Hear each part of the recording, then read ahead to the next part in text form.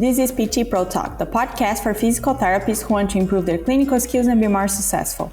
I'm Mariana Parks, physical therapist and your host, and today I interviewed Dr. Daniel Rhon to talk about the science behind behavior change and how there is a lot more to treatment adherence than just telling patients what to do.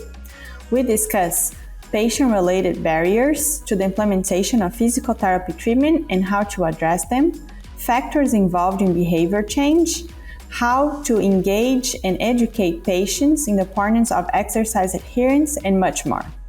Dr. Rhon is a retired military PT, professor, and active researcher. He is a fellow in the American Academy of Orthopedic Manual Physical Therapists and is an orthopedic clinical specialist. If this information sounds interesting, subscribe to our channel, hit the notification bell for updates, give us a thumbs up, and share with fellow clinicians who could benefit from this information. Thank you for tuning in, and we hope you enjoy the show. PT Pro Talk is only possible with the support of the forward-looking and innovative companies like Fitter First, your first choice for the best Canadian-made rehab and fitness products since 1985. Systems for PT, the do anything, anytime EMR. Systems for PT develops systems for clinics so you can focus on your patients. Go to systemsforpt.com to schedule a demo today. Have you heard of remote therapeutic monitoring? Does it sound complicated and hard to implement at your practice? It doesn't have to be. Sarah Health is revolutionizing RTM, making it straightforward for your practice.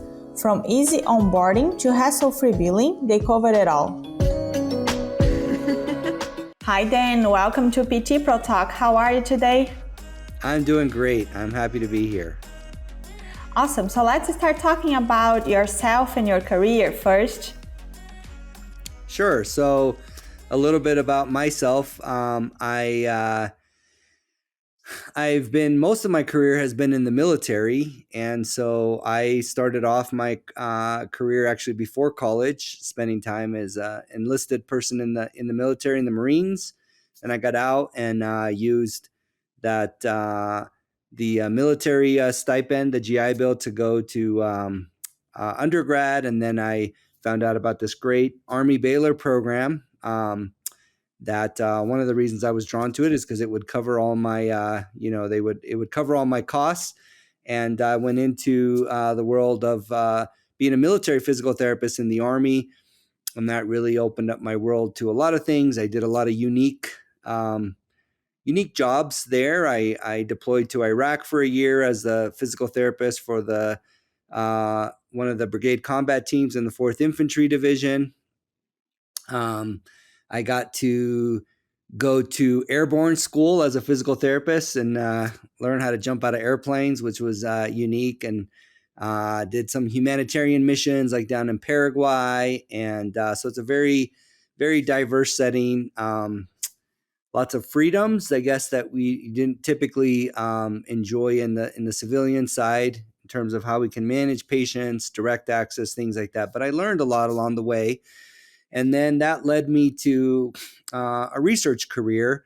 I think the more you practice in the clinic, the more you understand or identify the ways that we could probably improve, the frustrations with care and the way things you wish could go better.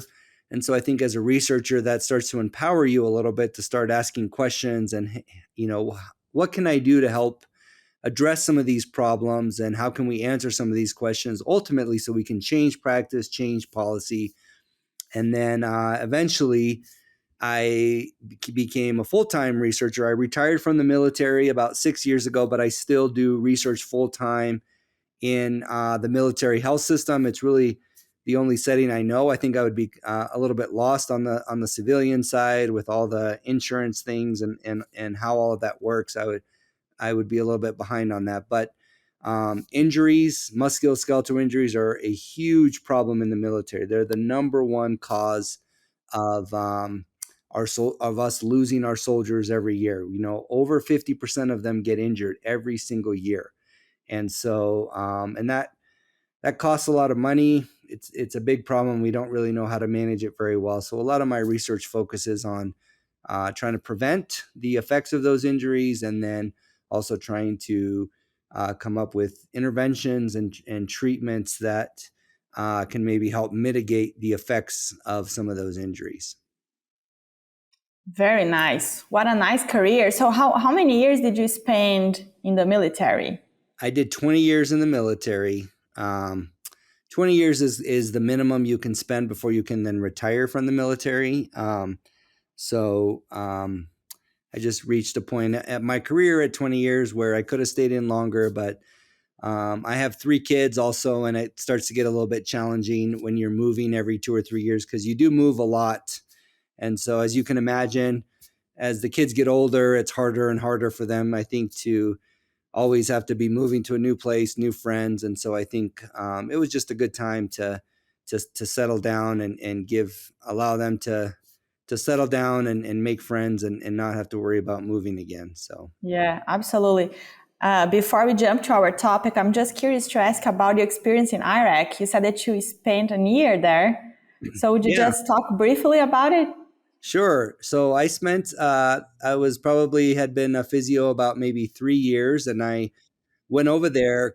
So what happened, this was very early in the war over there. And so what they had found is that a lot of the patients, most of the injuries are not combat related injuries. The large majority, 9 out of every 10 injuries, are just regular musculoskeletal injuries, people spraining their ankles, tweaking their backs, hurting their shoulders, with all the things. When you have several 100,000 people there and all the labor they have to do, you have a lot of injuries. Well, in wartime, a lot of the regular doctors become what they call field surgeons. And you might not have any background in musculoskeletal or orthopedic conditions, but now you're assigned as a physician that's out there managing the soldiers. So sometimes you have pediatricians and internists and all of these that are managing a caseload that they don't always see all the time. And so a lot of soldiers were getting sent back because maybe they have numbness and tingling in their feet, and the closest MRI is Germany. So they would send them out. And so all that to say, what they thought was, let's put physical therapists further forward on the front lines so that they can manage a lot of these injuries with a lot of the soldiers. So I was stationed on a little forward operating base where a lot of the infantry soldiers would go out on their missions during the day and come back there, and we had a little aid station, and I would just treat the back pains and ankle sprains and their shoulder pain, just the things that would go on there. I could manage those as much as I can, trying to triage and only sending out the more serious or more severe cases that maybe needed to go up the echelon. So the idea was for it to just be more efficient and to have somebody, individuals that were more of experts in managing musculoskeletal conditions be there at the front line. So they started putting physical therapists with all of the brigades across Iraq. So it was very interesting. I was in it was probably 1 kilometer square, and I was there for a full year at the aid station. Soldiers would come and go, and we would just treat them. My unit was split up across about 3 different locations. So I would fly in a little helicopter from FAAOMPT to FAAOMPT to different weeks to see any of the patients that were there and just offer my help and services as much as I could. So a very unique experience, and one that I learned a lot from. So that's awesome. Very interesting. And did you find that was more efficient, having the PTs? Yeah, I think there was the other doctors there, they really were happy. In the aid station that I was at for the entire year, every single visit where someone came in, it was 2 doctors, 2 physician's assistants, a dentist, a psychologist, and myself. So there was 7 of us there. And we counted every single visit that came in during that year. And out of the 7 people for physical therapy, I saw 43% of all of the visits that came in for 7 people. So I was very, very busy. Oh, And yes. I think they were very happy to along with all the other physical therapists that were at other locations, I think it was definitely value added. Very interesting. Okay, now let's jump to our topic. So we know that patients' adherence can influence the treatment effectiveness, right? So if they're complying with home exercise program, and especially chronic pain patients. So what are common patient-related barriers to the implementation of a PT treatment?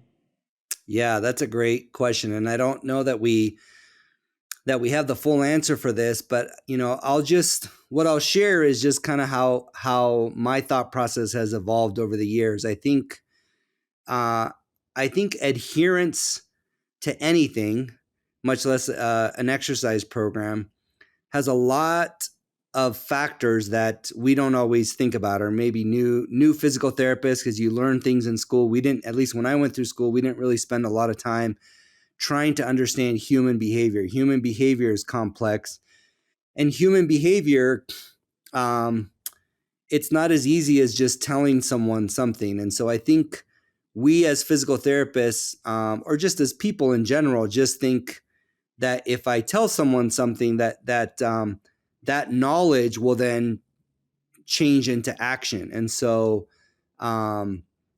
we don't understand the complexity that comes with actually changing behavior, which is really complex. So we spend a lot of time educating patients, thinking that that's the gap. I think our biggest error is thinking that there's a knowledge gap, and if we fill that knowledge gap, that's the golden egg right there. And so we just have to tell people, if they have knowledge, then they'll act differently. So, but we know that people that smoke it's not a knowledge gap. I don't think anybody that smokes doesn't know that it's bad for them. They just do it anyways. And we probably find ourselves doing variations of that as well. Like maybe we know eating this or drinking that isn't necessarily good, but sometimes we do it anyways. And so I think most patients probably would agree that the exercise is good for them, but just having them agree that it's good is not the only thing. There's a lot of factors that then come into whether that behavior actually plays out. And so some of those are socio economic factors. Maybe if you're just really, really busy, you're a single parent, you just don't have much time, you have other things to prioritize. Maybe you think it's efficient but beneficial, but you just have other things that take up your time. I truly think that a lot of patients think it's good. They go to bed at night thinking, oh shoot, I forgot to do my exercises. I'll do them tomorrow. And then tomorrow comes and they get busy. And so every night you go to bed and you always mean to do the right thing, but unless you sit down and plan out how you're going to change your behavior, like it takes some planning. It doesn't just happen. We talk about SMART goals. We talk about creating a structure for changing behavior. Like patients need more structure. Those that struggle with this need a little bit more guidance to help set up a plan where they can actually do something. And at least I wasn't very good at sort of helping to set that up, when I first started practicing. And so I think there's a lot of barriers. And the first thing we can do is just admit, I guess, or realize that behavior is very complex and that it isn't just a knowledge gap. So just by telling people things doesn't mean that they're actually going to start changing their behavior and doing things. Even if it's something that's good for them and beneficial, behavior is a lot more complex than that. And what do you think us as PTs, what can we do to help our patients? So is there any practical advice? Yeah, I think we could probably get a lot more educated in some of the soft skills, because those are the things that help. And by soft skills, I mean our patient interview skills. I always say that anyone that's dealing with patients in any discipline probably should have been a psychologist first, and then took the path of medicine, because in so many areas of medicine, not just PT, we are trying to change behaviors and trying to understand why the patient isn't doing something, or maybe wants to do something but can't. So taking time to interact with the patient, understand them, ask questions like, what do you think would stop you? So these exercises are really important. People that do these exercises tend to have better outcomes than those that don't. What do you think would get in your way of being able to do these exercises every day? How likely do you think you are to actually be able to do these exercises? What do you think would be able to help you remember to do these exercises? Leave space for them to, if you don't think these exercises are valuable or beneficial, why is that? So leave space for them to dialogue, to maybe it's that they do think they're valuable, but you're talking to like a single mother who has so much to do. She's like, where in the world am I going to find 20 extra minutes to exercise? And so I think having those conversations and getting better at those things, there's a skill that can be developed, that probably many people are familiar with, called motivational interviewing. And you can get training in this. You can go to continuing education courses. There's some online courses. I think that's one great skill that health coaches use to help patients change. In health coaching, you're trying to change behaviors about diet, sleep, physical activity, these behaviors that we know are associated with health. And so these coaches really leverage this motivational interviewing skills to help the patient figure out what are the motivations that they need to tap into to actually change those behaviors. So I just recommend, in general, anyone that deals with patients, trying to get them to do things that look for ways where you can improve your skills, maybe take some soft courses that help you, learn how to be a good, to be able to utilize motivational interviewing a little bit better, so you can just dialogue with your patients and understand them a little bit better. And I think that what you mentioned about let them talk and asking their opinion about the exercise program that you're giving them is super important, because sometimes they do understand that's important and they intend on doing, but they don't have time. So maybe you adapt and cut all the exercise, keep one that they might do, or like you have some room to work and have this open dialogue that you can really understand what's going on, what they're thinking, if they're going to really do it, or if they think it's not important, so they're not going to do it at all. And then you change your approach, but just being able to talk and understand their perspective, right? Yes, absolutely. Very important. And anything that we as therapists need to change our behaviors, in your opinion, to help those patients? Yeah, I think we focus on patients with behavior change, but the reality is that all humans, behavior change is complex. And so even as clinicians, we get set in our own ways and we do things our own ways. We are sometimes a little bit resistant, or we can be resistant. All of us can be resistant to hearing something different and being open to considering it. I think that's a defense mechanism. You can certainly see that with controversial topics like politics or religion. Someone says something, you get defensive right away because that's not how I see things. And it's a defense mechanism, because if we just changed our mind about things all the time, it would be hard for us to, we have a belief about something and it's become a belief over time. And we have rationale to support that belief. We can have our minds change, but it usually is a process. So I would say a couple of things. First of all, when you change someone's mind about something, or when your mind changes, it's usually not, I'll tell you one thing and then boom, you change your mind, because your brain doesn't work that way. Usually it's an iterative process of, you trust me, we've built a good rapport, I say a few things to you. We have some conversations. Slowly you start considering little pieces of it. And then that paradigm that you've built shifts. And eventually, if you do change your mind, it's usually an iterative process. So the first thing I would say is we have to be consistent with our message and don't give up. You never know what your patient hears at one time. Every time they come in, continue that message, keep trying to provide, good, solid rationale, but also build a rapport so that they can trust you and they are open to changing their minds about something. For example, some patients come to physical therapy and they don't actually think physical therapy is going to work. The doctor said, you have to go to physical therapy before you go get an MRI or before you go have surgery. So in their minds, they're already thinking, well, my uncle had this and he needed an MRI, or my mom had surgery and that's what fixed this. That's what I need. So I'm there. And in my mind, I'm going to go through the motions, but I don't really believe that this works.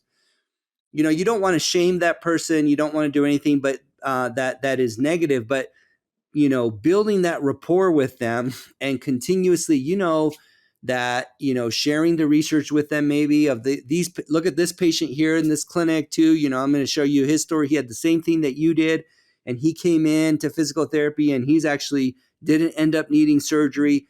These little things that start changing their narrative usually take a little bit of time, and they take some trust building for that patient to let down their guard and consider a different perspective. And that doesn't just go for PT and patients. I think that goes for a lot of things. If you think about when you've changed your mind about something, it's usually been from someone you trust, and over time, thinking about it, considering all the evidence, and then you slowly change your mind. So I would say that's the first thing.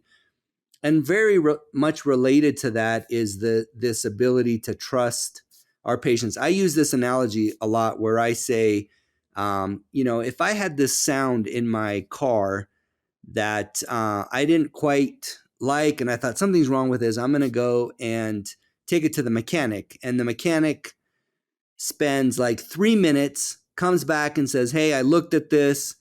I don't think there's a problem with it. I think you're fine. I might not even say anything to them. I think a lot of patients say that they're fine, or they nod their head yes and no, but then they think something different when they leave, because they don't feel like they can be honest. If I heard a mechanic say that to me, I probably would think, I need a second opinion. How can in 3 minutes they have checked my car and I don't feel I don't feel good about them having I don't have a satisfactory explanation for that problem.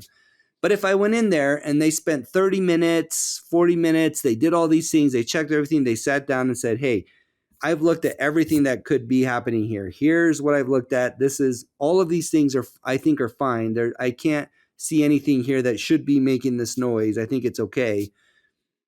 I might leave there being okay with hearing that noise. It's not a big deal because I've gotten an explanation that makes sense to me. And so that communication piece, that finding ways, patients have that sort of defense, or people have that sort of defense to talk with them, open up to them, build that trust, make them feel heard, make them feel listened to, I think goes a long ways in you being able to sell, because you're selling the value of, I want you to take this much time to do your exercises every day because I think it's going to lead to this outcome.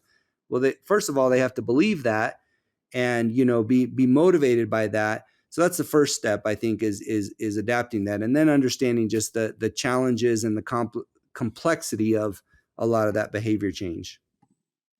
Yes, and as you said, I think it just takes time and you have to be patient. It's not going to be on the first time that you talk to the patient, especially the ones that are there just for the MRI, which is very common. So it's not like you just saying, yep, you're wrong. That's we can help you and you're going to change. You have to win them over. It takes time and work and patience. Yeah, and it's hard because we get burned out sometimes, we have a lot of patients, and to sit back and remember, like, I've seen 10 patients today, but I'm the only therapist that this patient has seen. And how do I, it can be easy to get burnt out and not listen as well and be tempted to, just kind of move through the motions. And I think it's imperative, and it's hard. Some days are better than others to really remember, why you're there and why the patient is there.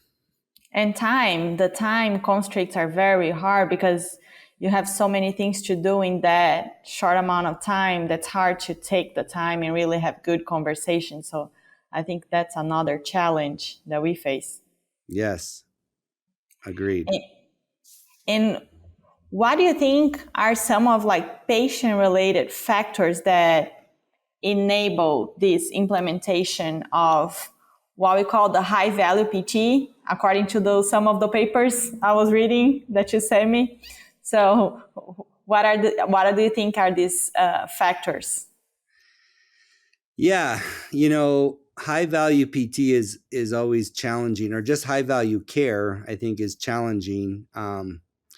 Because what is value? Value is what you get for, what you pay for, essentially. And so if you pay for very little and you get a lot, that's like a lot of value. But when we talk about care value, the part of it's the patient's perception. So am I getting a big benefit from this? Then they see that as value. If I'm coming to physical therapy and nothing's changing, nothing's improving, I have to spend all this time going there, but I'm not getting better, or I don't think it's going to work, that seems like low value care for me. And so because value is tied to perception to some degree, if the patient is like, this is great value, that I feel so much better, that's a big piece of it. If you can show them, look how much you've improved. I think a lot of that comes down to also our interactions and that patient's perception of you and your services. So I think it's important for us to, when patients come in, the patient factors that lead to that is having them have a buy-in into your into what you're doing, into the purpose of what you're doing, how it's going to lead to better outcomes. We like to rely on the evidence, but the reality is that how we function as people and how we believe things, we're highly emotional. That's, we think emotionally first, and then we think, rationally. That's just, that's how we are. We like to think it's the opposite way. Like, we all like to be rational people, but the reality is that most of the evidence shows that we're highly emotional people first, and then we look at the rational aspect. And so stories, anecdotes, we don't like those as researchers because but those things are the things that connect with patients more than the research. You can highlight the research, but pointing out the stories of, here's these individuals that did really well, where they can see a case. That's why a relative that tells you, I needed an MRI and did this, versus me showing you a study, that relative is probably going to win because there's this connection there. There's an emotional connection. So trying to read patients, everyone's probably seen these. You have patients come in and some communicate better than others, but trying to understand where they're coming from, why they're there. Do they really buy into this? Do they really think physical therapy is going to work? I've just been I would just ask patients sometimes, like, do you think this is really going to work? Like, what about this do you think is going to work? Like, have the freedom to engage with them so you can, maybe understand a little bit how you can work with them. But then that communication piece leads to the high value, what we call high value, things like imaging. We know we shouldn't get MRIs for everyone, and having that conversation with patients when they see high value as getting an MRI, and I see high value as not getting an MRI. Well, how do we marry that up? I have to convince this individual, and well, let me just tell you about MRIs. If I just took 100 people off the street with no back pain and gave them an MRI, we would probably find some sort of finding in there, maybe a herniated disc, something that is wrong in people with no pain at all. And the majority of them, probably 60, 70% of them, would have something on that finding. So we just have to be careful. It doesn't mean that there isn't something there and it can't be helpful. But in one study, they followed patients that had these herniations and they took MRIs periodically for a 7-year period. And they wanted to know if your pain got worse, did the herniation on the MRI look worse?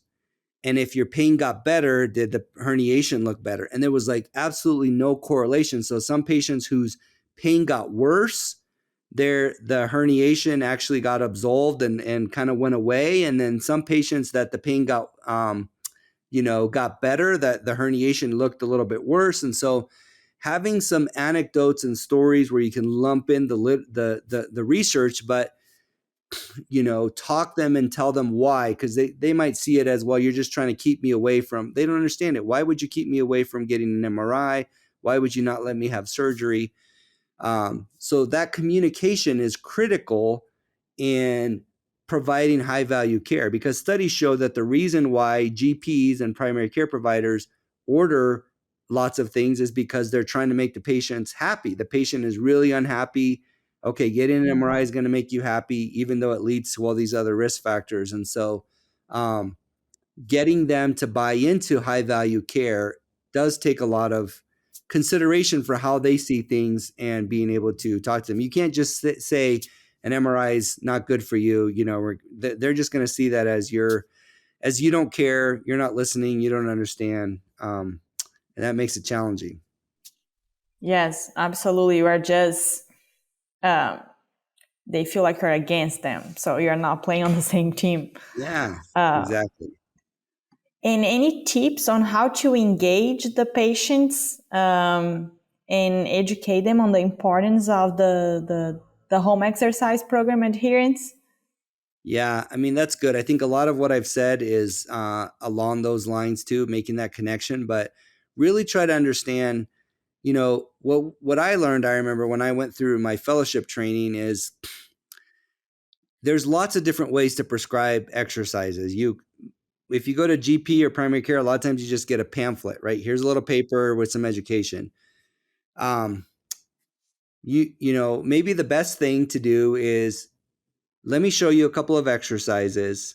Let's have you do them right here in the clinic. Show me how you do these things so you can help correct them. See how you feel. This didn't make your pain any worse.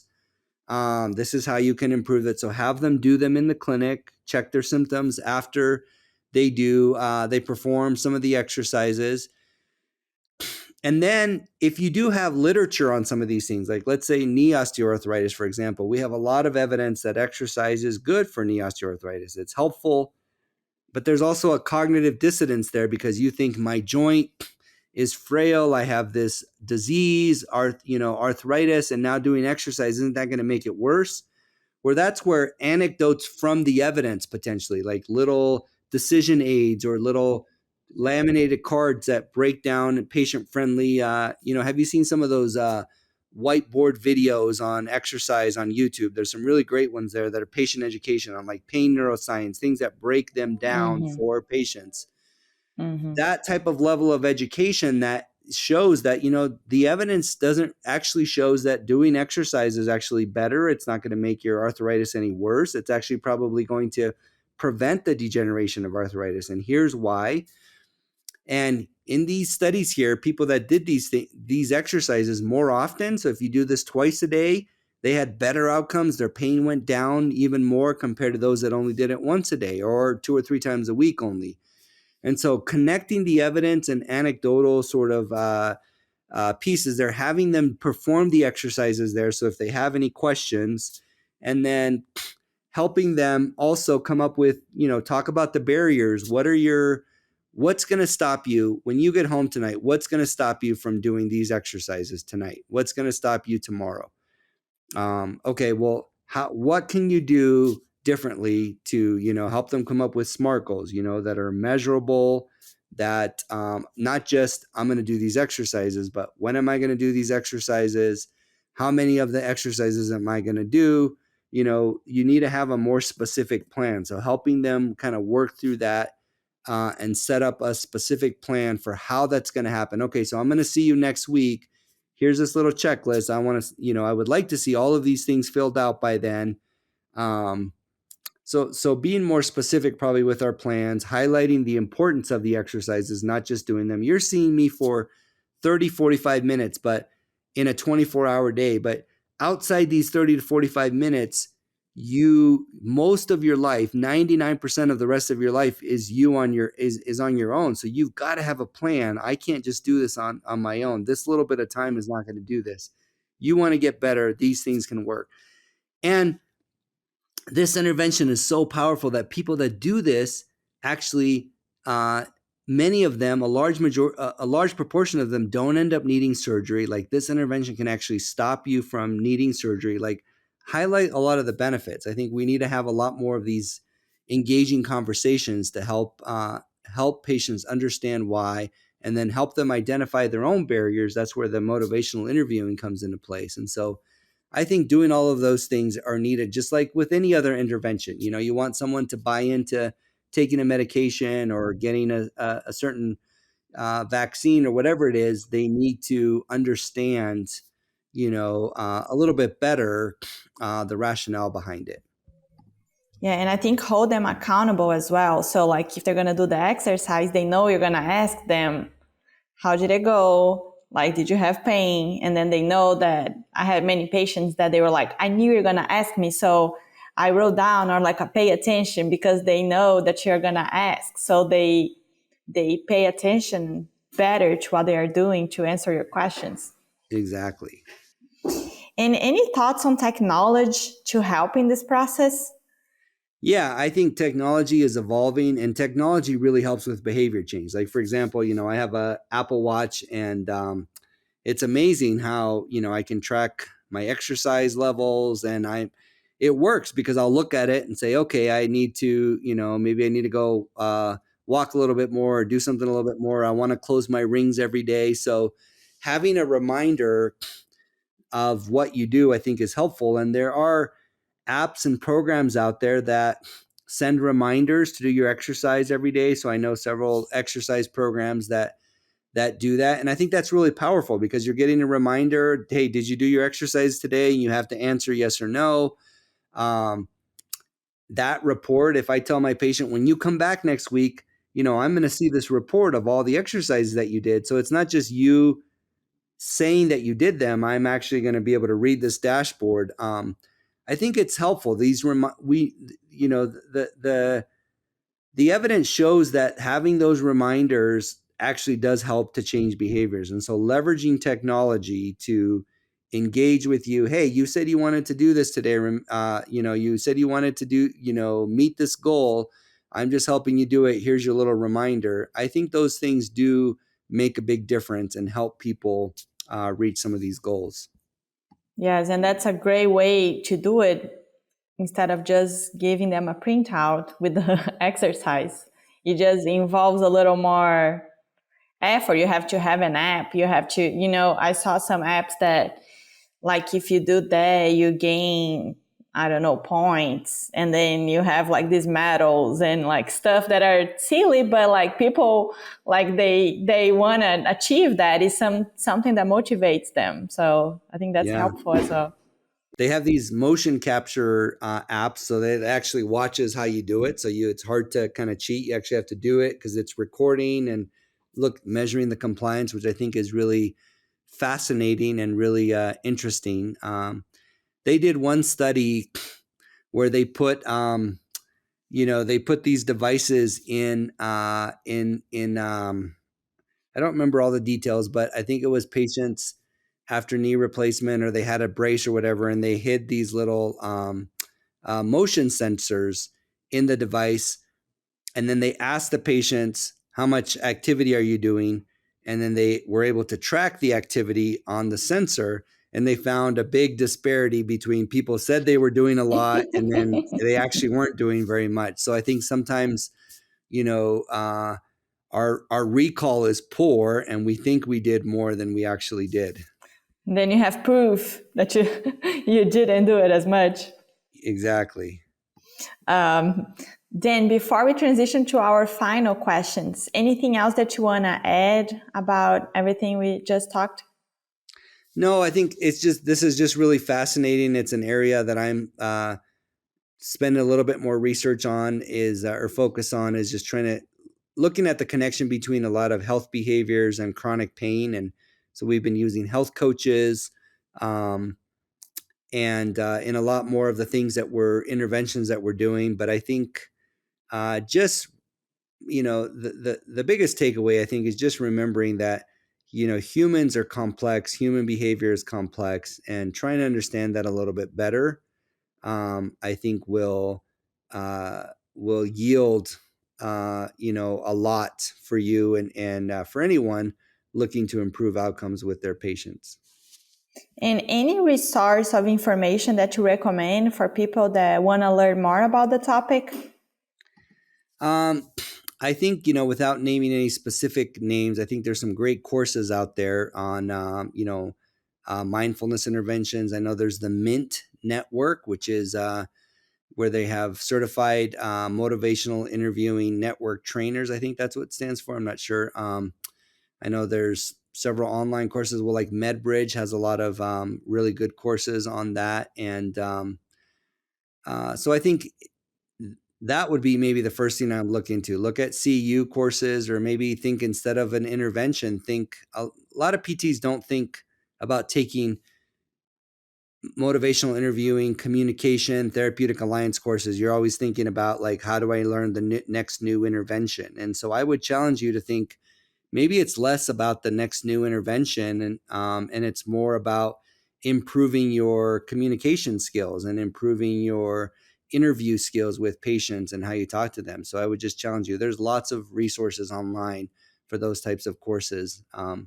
There's lots of great little patient educational, these whiteboard videos. Sometimes I just print those out on a QR code on there's one about opioids, about, pain neuroscience, how pain works.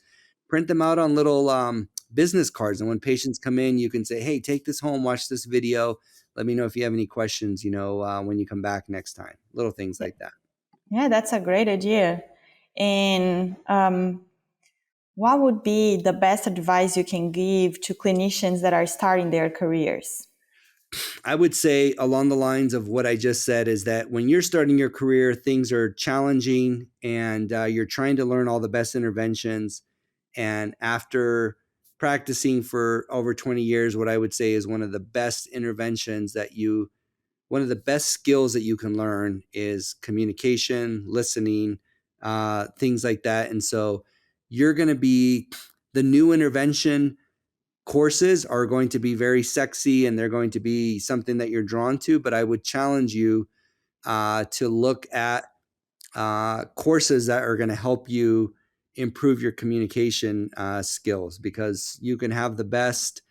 I have always said, what if we did a study where patients came in and they got evidence-based treatments, but the clinicians were just kind of rude and, didn't listen to them much, but they got the right intervention. And then this other group came in and maybe we just ultrasounded their back, but we gave them milk and cookies and it was like this great music and everyone was just really nice and kind. It would just be interesting what the outcomes were, in this group that is getting the right intervention, but there's like no therapeutic alliance, no connection. You're just kind of rude.